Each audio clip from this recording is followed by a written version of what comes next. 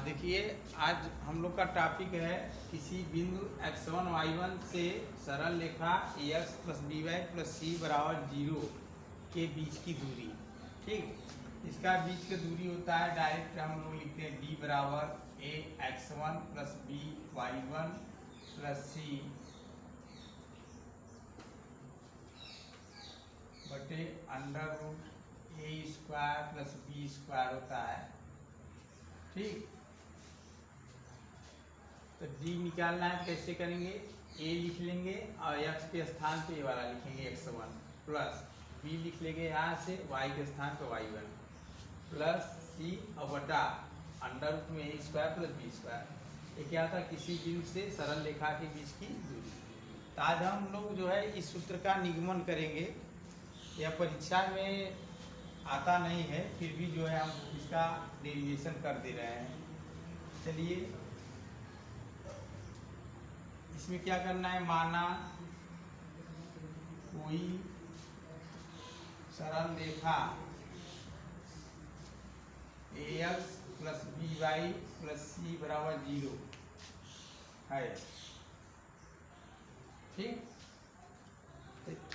और बिंदु x1 y1 से इसकी दूरी ज्ञात करना है। चलिए, हम लोग इसको पहले अंतःखंड रूप में लिखते हैं। किस रूप में?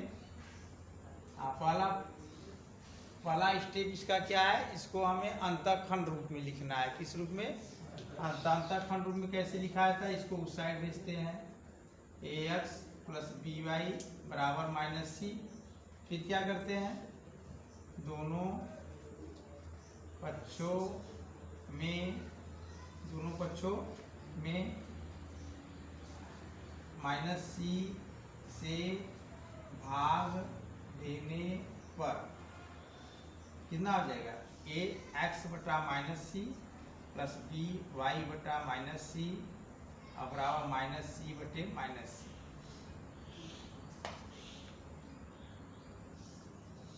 देखिए, अब क्या होगा? x बटा माइनस सी बटा a प्लस वाई बटा माइनस सी बटा बी। यह वाला ये नीचे चला आएगा, या बी भी नीचे चला आएगा, बराबर ही। यह सरल रेखा का अंतःखंड रूप हो गया।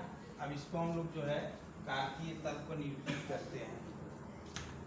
इसको कार्तीय तल पे निरूपित करना है। चलो,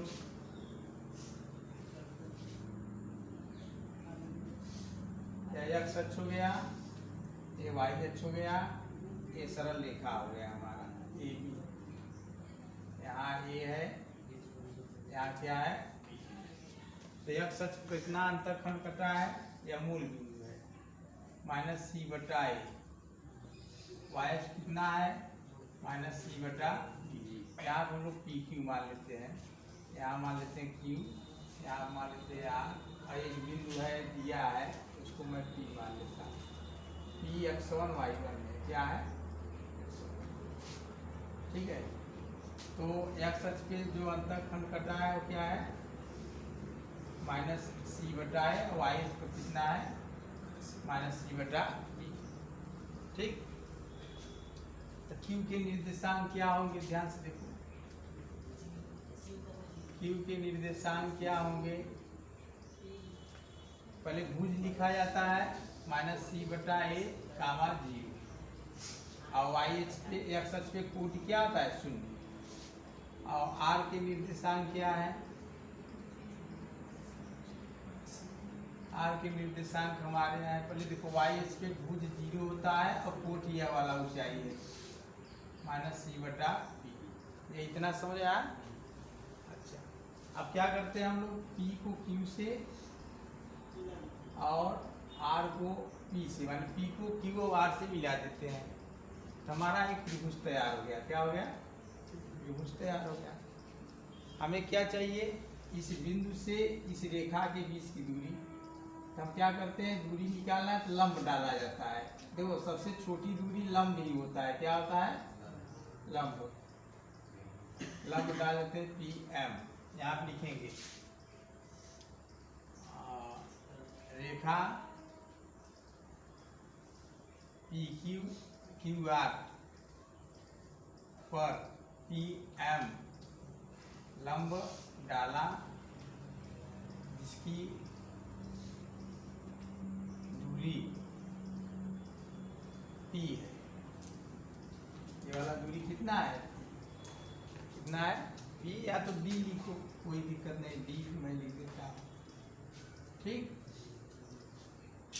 हमें d का मान निकालना है। किसका मान निकालना है, d का। कैसे निकलेगा, ध्यान से देखते रहो।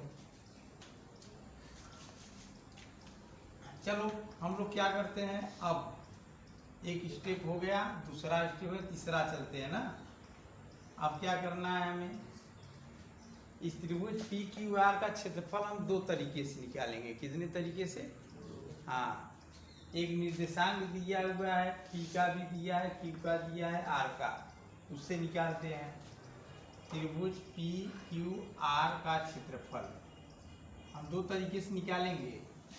1/2 x1 y2 minus y3 plus y2 y3 minus y1, यहाँ x2 होगा, y3 minus y1 plus x3 y1 minus y2। समझ में आया। अब देखो, मान लो ये तो 1 1 है, चलो ये x1 y1 हो गया, x2 y2 इसको मानते हैं, q का कितना है -c/a कामा 0, इसको लिखते हैं x2 और y2। इसका कितना है 0 कामा -c/b, इसको लिखते हैं x3 और y2। निकालिए। 1/2 x1 के स्थान पे x1 रहने दीजिए, y2 के स्थान पे मैं क्या लिखूंगा 0, और y3 के स्थान पे -c/b। ध्यान देखो, मैं मझला कोष्टक लगा दूं, -c/b, सही है। यह इतना हो गया, इतना x1 ऐसे ही कोष्टक, y2 0 माइनस y3 रीड लेकर आ रहा है, इसलिए कोष्टक। x2 ऐसे ही रहने दो, मैं x2 के स्थान पे -c/a कोष्टक y3 कितना है -c/b और माइनस y1 है। ठीक, समझ में आया ना। फिर प्लस x3 कितना है हमारा 0, y1 है, ऋण y2 0। ये कोष्टक बंद हो गया। इसको थोड़ा सा सरल करते हैं हम लोग, ज्यादा नहीं। ये x1 हो गया, यहाँ कितना बचा, ऋण धन हो गया c/b, सही है। फिर देखो, इसका इसमें गुणा करिए दोनों में, प्लस c²/ab और ऋण धन cy1/a, ये तो पूरा 0 हो गया।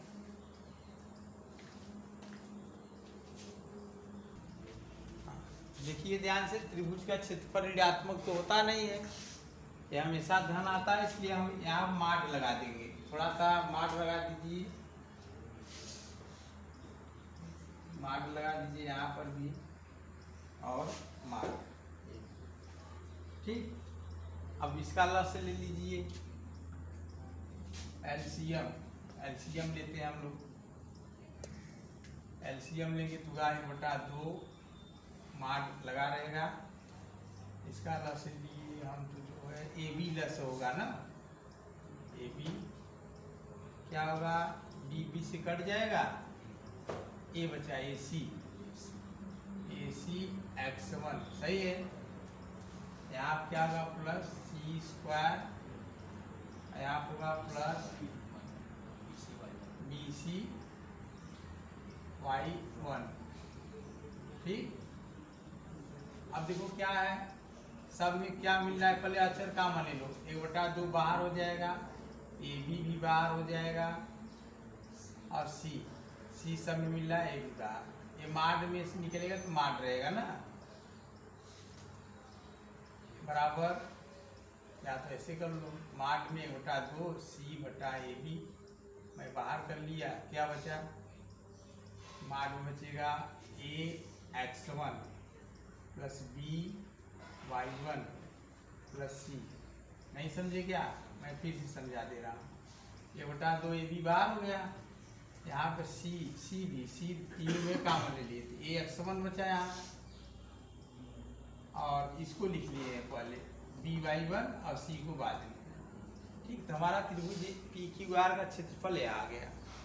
ठीक, क्या आया है 1/2 बाहर कर लेते हैं, C/AB और मार्ग में AX1 plus BY1 plus C। देखो इस पे मार्ग इसलिए लगाया कि इसका आंसर अगर ऋण में आएगा तो हम धन लिखेंगे। ठीक है, इसको मार्ग क्यों लगाया है? हाँ, ऋण में आएगा धन ही लिखेंगे। यह हो गया त्रिभुज PQR का क्षेत्रफल। त्रिभुज PQR का क्षेत्रफल आ गया, इसको मैं समीकरण 1 मानता हूँ। ठीक, अब देखो त्रिभुज PQR का क्षेत्रफल एक दूसरी तरीके से हम निकालते हैं। पुनः मतलब फिर से त्रिभुज PQR का क्षेत्रफल निकालते हैं। उसका होगा 1/2 गुणे आधार गुणे ऊंचाई। क्या होगा?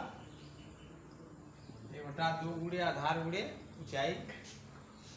यहाँ होगा 1/2, आधार हमारा क्या हो जाएगा QR और ऊंचाई हमारा क्या हो जाएगा MP। 1/2 QR के स्थान क्या लिखेंगे? कर्ण निकालिए, QR कर्ण, लंब की स्क्वायर,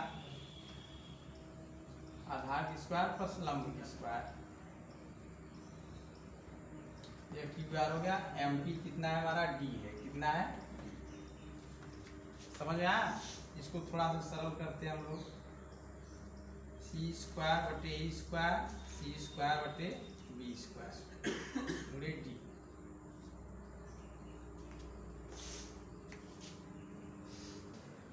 हाँ, अब देखो क्या करना है। 1/2 इसका लॉस लेते हैं हम लोग, A² B², A² कट जाएगा, B² C² और plus A² C² into D बाहर रहेगा। 1/2 कॉमन ले लीजिए, कॉमन लेंगे तो C²/A² B², फिर क्या बचेगा B² plus A² into D। फिर क्या होगा 1/2, इसका वर्गमूल लेंगे तो माड C, इसका वर्गमूल लेंगे तो माड AB और √A² plus B² into D। ध्यान दीजिए, वर्गमूल लेंगे हम ना, इसका वर्गमूल लेंगे तो माड C, इसका लेंगे तो माड AB। यह वाला ऐसे ही, यह वाला ऐसे ही। यहाँ पर भी त्रिभुज PQR का क्षेत्रफल आ गया हमें। ठीक, अब क्या करेंगे, दोनों क्षेत्रफल को बराबर करेंगे ना।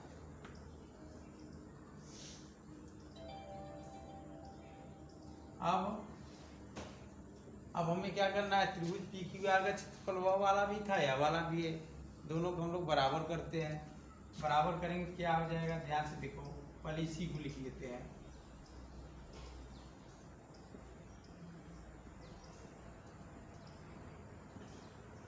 वो भी कितना था 1/2 माड C/AB था, और फिर अंडर रूट क्या था, नहीं माड में क्या था AX1 plus BY1 plus C।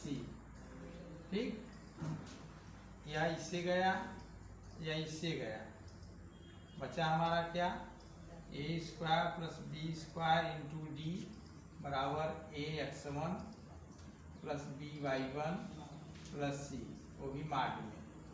या नीचे चला जाएगा, D बराबर हमारा क्या होगा AX1 plus BY1 plus C बटे under root A² plus B², ये भी माड में। ये हमारा आंसर हो गया।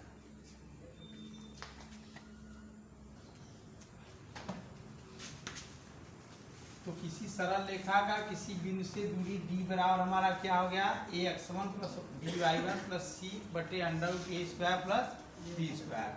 नोट लिखो थोड़ा सा, यदि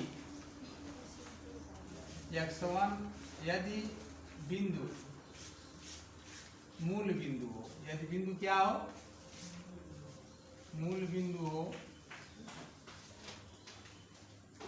इसका मतलब समझ रहे हो, यदि बिंदु मूल बिंदु हो, इसका मतलब जो हम यहाँ पे x1 y1 माने हैं वो क्या हो, मूल बिंदु 0, 0। तब d बराबर हमारा क्या होगा, ax1 plus by1 plus c बटे under root a square plus b square होता है ना। x1 के स्थान पे क्या लिखेंगे 0, by1 के स्थान पे 0 प्लस c बटे under root A square plus B square. फिर से समझ लो, दूरी का सूत्र हम प्राप्त किए हैं।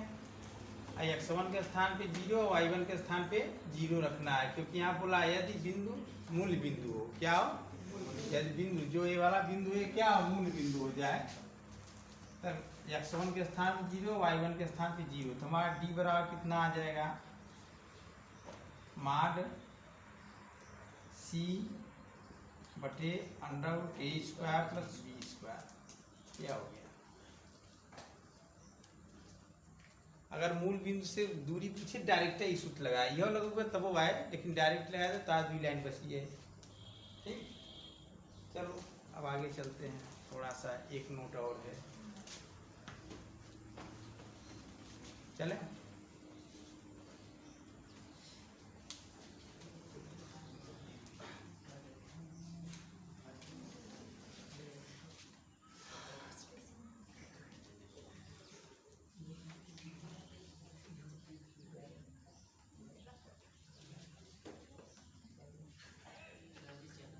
चले,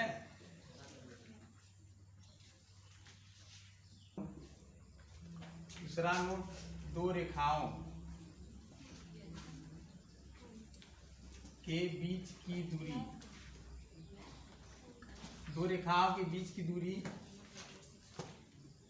कैसे, d बराबर क्या होगा, ध्यान से देखिए, दो रेखाओं के बीच की दूरी d बराबर d1 माइनस d2, वो भी माड में क्या होगा, d बराबर d1 माइनस d2 माड में।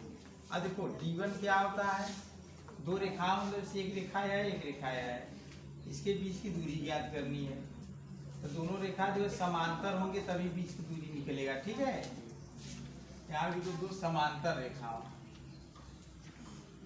अगर समांतर रेखा नहीं है तो उनके बीच की दूरी शून्य होती है। क्या होती है, शून्य।